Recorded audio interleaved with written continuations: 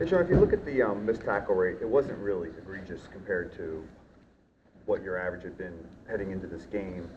But it did seem like when there were missed tackles, there was no one else swarming. Obviously that had a lot to do with them doing a good job getting players into space, but did you see anything else in that regard, why guys weren't swarming? No, I think, like you said, I think they give credit to them. They did a good job of scheming up some space plays, and I got to do a better job of putting our guys in position to be able to get tighter and corral in those areas. And so it starts with me. I got to do a better job of getting those guys in that position to get them tighter when they're trying to make it that space game on different levels. So you like the effort? I think the effort, I think at all levels, I got to improve. I think every player knows that we all got to improve from an execution standpoint and everything too, but I got to be able to help them also. Do you see Shaq Leonard as a third down linebacker in your defense, and why do you think some of that wasn't there with him at the Colts? Yeah, I can't speculate on anything that happened with the Colts, but Shaq's been a all-down, all-pro linebacker in this league, and so we're excited to get him in here and get working with him, kind of teach him our stuff and have him part of that room and compete with everybody and then move forward that way. So, it's just another good piece because we like the guys that we've got in that room, and it's just another great job of getting another veteran presence there for us. Sean, when you watch film of space plays, Sean, when you talk about those space plays, how much is that? Everybody runs them. So how much of it is about the playmakers versus scheme and things like that? Well, I think it's always, from my end, I always look at myself and figure out the scheme part of it. And I got to continue to do that and put our guys in a game like that in better positions more consistently to be able to make those plays that we're asking. You're right. This is a space game, and some teams attack different spaces differently. And credit those guys at San Fran. They did a good job of attacking some soft spots in our zones, and they hit us on some calls that I gotta reflect on and put our guys in better positions on. When you watch film of that game, what bothered you the most?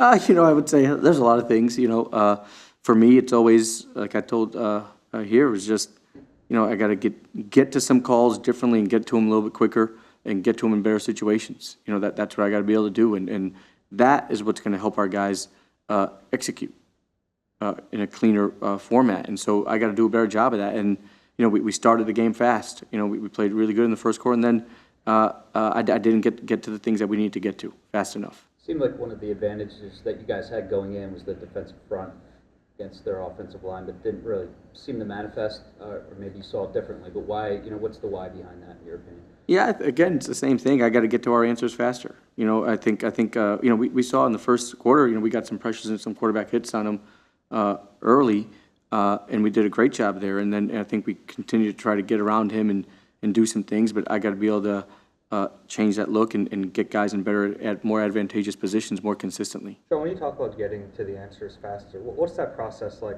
on the sideline, and how do you speed that up? Yeah, I think to be honest with you, I think we've done a good job of it this year. I really do over the course of the year. And this game, I think we the coaches and we all talk about it, and we continue to lean in with each other, and it's just a matter of me calling the right play at the right time. And give credit to them. They hit more right plays at the right time than I did.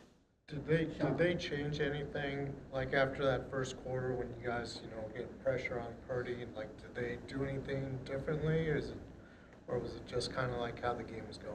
No, I think I think one thing that they leaned into was their 4x1 passing game. And that was good of them, and it. I got to be able to get us into our answers to the 4x1 game a little bit faster and more consistently. And they did it on some mixed down situations, they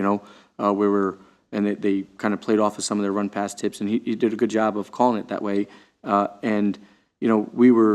We were good on some and not good on others, and we were not good in terms of the play call there. It exposed us in space, and so that's on me. I got to be more, better, longer. However you want to say that, I got to be better, longer. That game obviously wasn't what you wanted, but if you go back 5 games, you guys have given up a lot of yards over the last 5 games. What do you think? How do you think you can change this, and why do you think you can? Yeah, I think we lean back into what we believe in. I think we lean back into our techniques, and that's right. Over the last few games, we have given up some yards. We've done a good job of holding some points down and winning in some areas. We got to get better in our third down and red zone defense for sure. over the course of that span, and we will. I think the biggest thing is giving guys a clean plan that's really detailed and highly understandable and processable for them, so they feel confident in going out on the field. Our players feel confident going out on the field and executing that plan. And I think we've done a good part of that for a lot of the year. And this last game, like I said, I just got to get to some answers faster. Sean, when things start to snowball like they did, As a follow-up to that, 29th in the league in red zone, 32nd and third down. What's your focus on situational football in particular, and like the emphasis that gets in discussions throughout the league? Yeah, it's high focus, and it's going to get even higher. We got to do a better job as a staff and as coaches and myself leading the staff in those areas. And we will do a better job there. And it's about being more consistent for longer. The last few trips down into the red zone, we've gotten to third down. And then we've lost on third down. So we got to just do better and put our guys in better position to go ahead and execute down there. And back to Shaq, I know he's primarily a will with the Colts. How much difference is there in how you might use him in your defense here, and what ways can he be used here? Yeah, I think we feel confident with his ability and obviously his learning ability. I mean, he's been around played a lot of good football, been around a lot of good coaches. So I think he feels comfortable being in a stack position. We'll keep him there and we'll keep him anchored. And then he'll be able to do some things. Our backers can play interchangeable, as you've seen this year too. They've been in different spots, and so I think as he learns the system and learns where we use our guys, we'll find a nice role for him. Sean, when things start to snowball like they did Sunday, they had 6 straight touchdown drives. What about the mental aspect of guys kind of get down on themselves? What can you do to make sure that doesn't happen and they stay engaged in the game? Yeah, I mean, our guys are great. They're such professionals, and I think they, like all of us, we're just trying to get to that answer fast. And they're looking to me, and I got to be better for them. I got to be better for them. I got to get them in the right call faster and more consistently. And I think that's what it comes down to. In terms of the investment in the position of linebacker, the Eagles' salary cap dollars, they're like among the lowest, 31st or something like that in the NFL. This has been a long-standing philosophy here about that position. Do you agree with that evaluation? I agree with everything that we do here. Yeah, so I agree with everything that we do here. I think, and it's withstood the test of time, and I'm fully convicted on it. I think all of our leadership, from Mr. Lurie on down to Howie to Nick, we do a tremendous job, and the communication's great. And so, yeah, I'm all in. The 48-year Shaq Leonard, Nick Sirianni mentioned arm length in particular, and between Shaq and Zach Cunningham, you have 2 guys like that. What's the benefit of arm length at linebacker? Man, just the ability to go downhill and strike blockers, right, in the run game and shed and disengage in the pass game, it just increases your range to ability to cover and eat up space. So I think those are a couple of things that why arm length is important at that position. Hey, Sean, the 48-yard catch and run by Debo, aside from the Morrow tackle, what else could have been done from play calling to the rest of the group, if you can go into as much detail as you can? Yeah, for sure. Obviously, the play call, get more people around there in the middle of the field in that situation.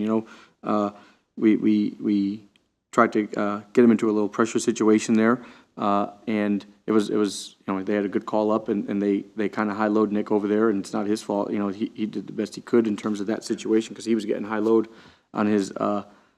He had an over route coming too, and then he had to break down on the underneath route. So I just got to get more people there, and that goes back to me putting the guys in the right position, the right calls at the right time, and I didn't do a good enough job of that in that game. Is it helpful, dating back to training camp really with Zach, and then you had Bradley and Kevin having to get guys going really quickly, coming in late. Now you got to do it again with Shaq. Is there sort of a silver lining that you've done it? You got a template? For sure. We feel confident in our teaching. Our coaches do a tremendous job, meeting with these guys extra. And like you said, we've done it before, and we got to just lean right back in and go do it again. We're excited for this next week. It's another great opportunity for us. And obviously with Shaq, bringing him in and having him learn it and see what his ramp up is. And then we just go right back to work and we get going. In the last couple of weeks, are the 49ers more taxing on linebackers than most teams in this league? I mean, because of all the things they do as an offense, and also Nick had a rough day, but he's been having a good season. What do you say to him after a game like that? Yeah, I say, I'm sorry, man. I got to put you in better spots. You know, I got to do a better job for you. And yeah, I mean, I think that offense is a good offense. You know, they've always been a good offense. They do some good things schematically. They match their run and play passes together, and they put binds on guys, you know. So it's a credit to them of doing that. And for Nick, I mean, you know, like you said, he's played a lot of good football for us, right? And so one game doesn't define you. One game doesn't define us as a defense. You know, we're going to continue to build from here and get better, and we will, you know, we will do that. Sean, with all the pieces you've added at positions where communication is so important, is there a concern that these guys won't have the adequate time to really get on the same page? Yeah, I think that's always a concern, but that's our job. You know, that's our job as coaches, is to make sure that we have a tight enough plan that's well detailed and thought out, that they feel confident communicating everything that we need to be able to communicate and adjust in a game like that where things are moving. And so we got to do a better job of that. I got to do a better job of that. And so I think that's kind of why we're in this. You know, we got to be able to develop guys and teach them, and regardless of the time that you get with them, the bottom line is the bottom line. What did you learn from the last game and how you guys defended CeeDee now that you're facing them again? What I learned from it, we got to do a better job of getting around him too. You know, he obviously had a lot of catch and run yards on us, underneath stuff and catch and run stuff. So try to make sure there's some bodies underneath that can help us. We did a good job overall in terms of limiting them in the red zone and keeping points off the board. But we got to do a better job earlier and just get around him a little bit more. And I know it's your first year as a defensive coordinator here, and you were just saying earlier you agree with everything to have a way of doing things that people you're long-standing. But how flexible are they whenever you come in with your own ideas and maybe be requesting for different things? Like how flexible do you find that conversation? I think they're very supportive, and it's a very open door policy. Everybody here has been just tremendous that way. You know, and like you said, as a new person coming into the organization, it's been with open arms and very.